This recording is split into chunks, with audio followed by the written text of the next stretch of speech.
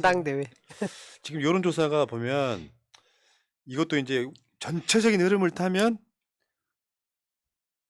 천하람이 당대표가 되는 방법도 있긴 합니다.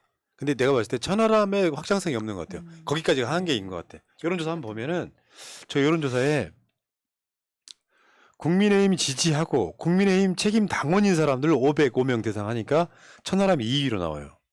김기현 42.7, 천하람 22.8. 근데 윤석열을 국정수행 잘한다고 평가하는 사람들한테 물어보면 천하람은 미미하게 나옵니다. 그러니까 국민의힘 지지하면서 국민의힘 책임 정당이라는 사람들한테는 천하람이 2등이에요.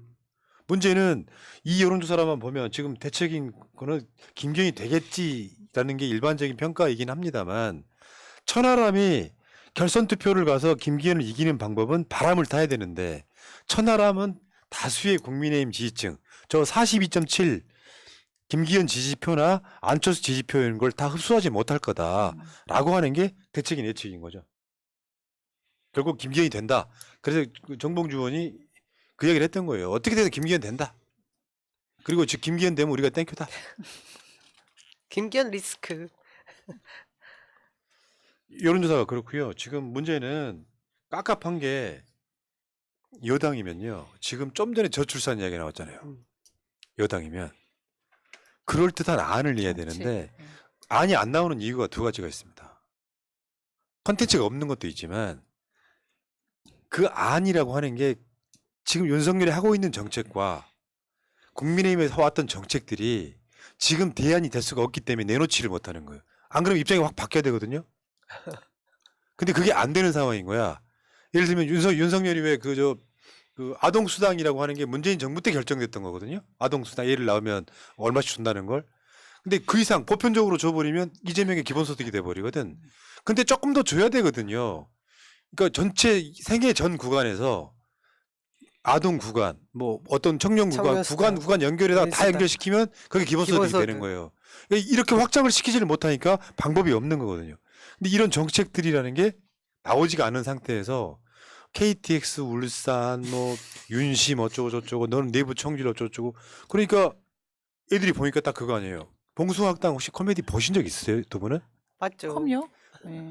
원래 오리지널 봉숭아학당. 맹구 나왔던. 저요 이거. 심형래 나왔던 아니 건가? 이창훈. 창훈 있죠. 옛날. 연구. 네. 하늘에서 눈이 와 이거 있잖아요. 예. 나중에 쉬면서 했던 거는 패러디였고. 네. 그 우리 고등학교 때 하지 않았어요?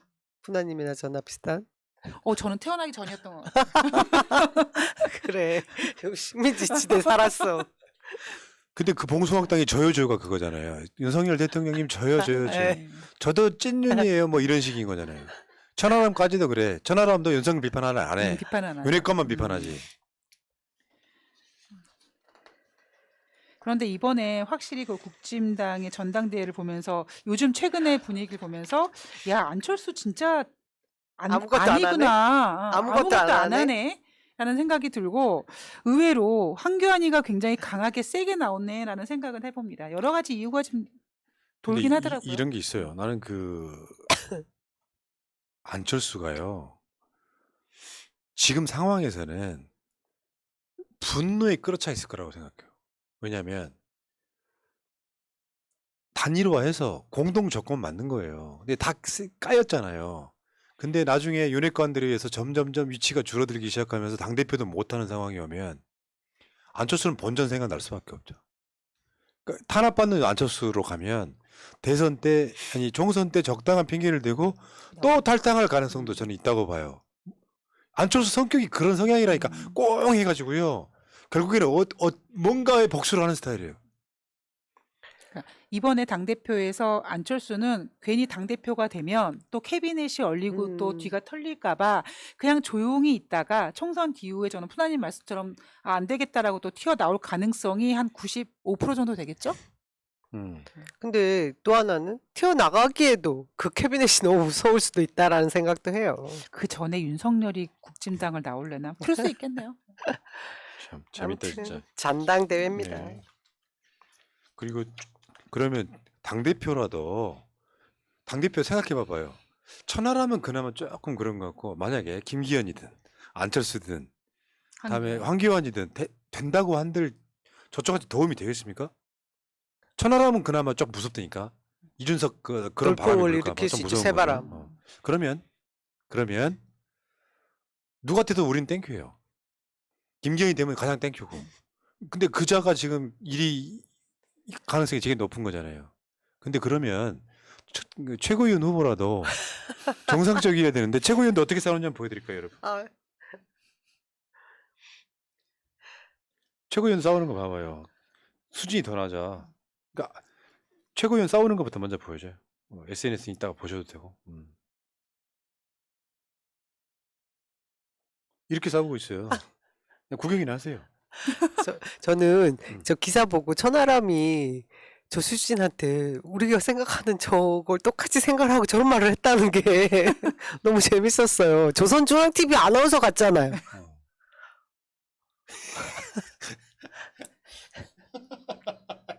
미치겠다. 천하람도 그렇게 보고 있었구나.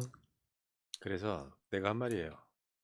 뭐 내부 총질이다 막 이렇게 싸우고 있잖아요. 그러면 저 앙금이 어떻게 갈까? 그래서 지금 어제 나온 김민석 의원의 예상은 그겁니다. 윤석열이 탈당할 가능성이 높다 나중에. 탈당 윤석열이. 당하는 거 아닐까요? 저 통장에 계좌를 활용을 당하는 활용 당하는 것처럼 것처럼. 탈당하면서 탈당 당했다고 한다. 당한다고 네. 하지 그래서 않아요? 이준석이 난 탈당 절대 안 한다고 했던 거랑 맥락이 같이 하는데 그러니까 정치라는 게 명분의 싸움이잖아요. 누가 어떤 명분을 만드느냐인데 좀 전에 말한 것처럼 안철수는 내가 탄압당했다. 정권의 공동정권인데 이런 명분이 충분히 축적되고 있는 거고 윤석열 같은 경우는 이준석이 한 말 있어. 그걸 잘 보셔야 돼요. 양도. 나는 잘하고 있는데 국민의힘이 나를 못 받쳐주고 있다. 그렇게 생각할 거예요. 그리고 대선 때는 나는 정말 크게 이길 수 있었는데 이준석이 내부 총질하는 바람에 겨우 이겼다. 요 마인드이기 때문에 명분만 쌓이면 아예 당을 만들어서 내가 여당이요 라고 공천권을 확실하게 쥘 가능성도 있다는 거예요. 지금 이복현이가 총선 출마한다는 썰이 파다하지 않았습니까? 그럼 그런 사람 어디다 꽂냐고. 우리 저 남영 위원장도 알잖아요. 우리 지역에 누가 오는지 대충 알잖아. 있죠. 그 검찰에서. 사람 검사 출신이죠. 이완규 법제처장 설이 파다합니다. 윤석열 행정법원 갔을 때 그저 징계 받아가지고 행정법원 갔을 때 변호사였죠. 변호사였던 윤석열- 40년직이. 그러면 윤상현 잘리는 거예요. 또 이제 열심히 무소속으로 또 뛸지 모르죠. 아무도 모릅니다 지금. 그래서- 새 당으로 갈래나? 새 당으로? 그러니까. 그래서 결론 수준이 너무 떨어져가지고 어. 솔직히 보는 재미는 있다. 아니 근데 진짜 우리 천하람이 아까 제가 그 얘기했잖아요. 아 조수진 보면 TV조선 그 저기 아나운서 같다. 우리 그렇게 생각을 하지만 이런 토론 때 그런 말 못 하잖아요. 아 정말 이렇게 이런 수준까지 가나 싶고 이제 대단합니다 이 사람들. 근데 전체적으로 정치를 너무 희화시키고 수준을 떨어뜨리고 있어요. 그러니까 사실 당 대표면은 뭐 어떤 특히 지금 대한민국 여당이라고 하는 집권 조직이잖아요. 여당입니다. 집권 여당이면 내가 당 대표가 되면 뭐 윤석열 행정부와 뭐 어떻게 해서 뭐 하겠다 이런 뭐 이해가 나와야 되는데 전혀 그런 게 없다 보니까 서로 그냥 쥐어뜯고 요즘에 저는 제일 꿀잼이 황교안이가 김기현이 까는 겁니다. 전 제일 재밌어요 그게. 울산 황교안이면 땅. 캐비넷이 걱정되지 않나 뭐 이런 생각도 해가면서 되게 재밌게 보고 사실 있습니다. 이제 결과는 궁금하지 않고요.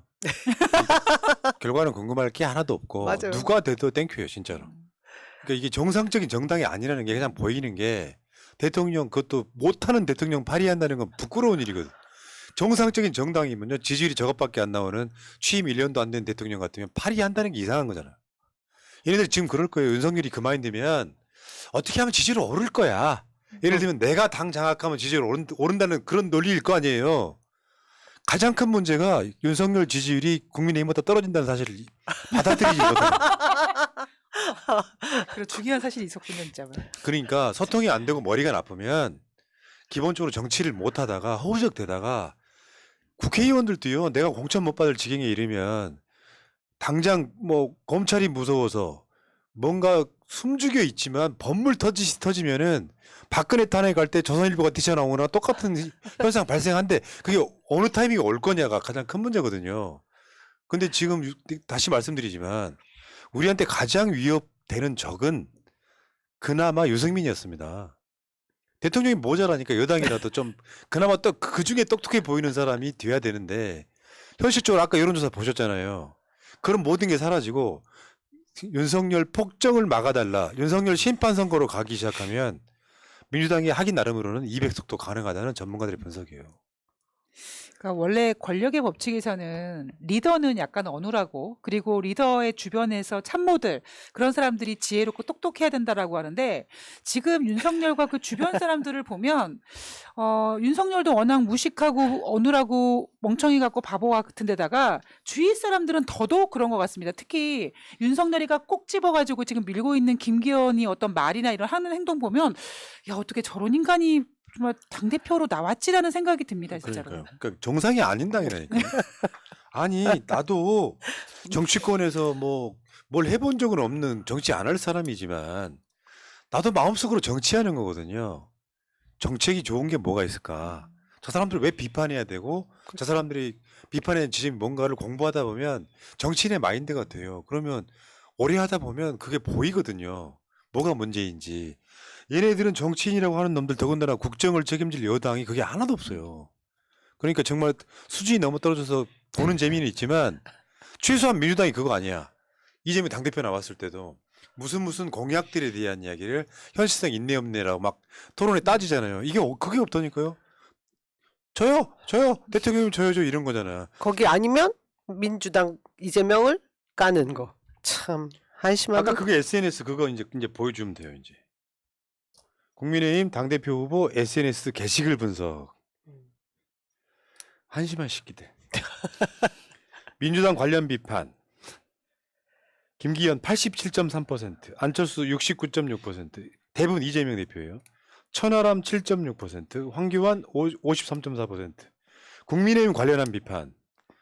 김기현 12.7%, 안철수 30.4%, 천하람 92.4%.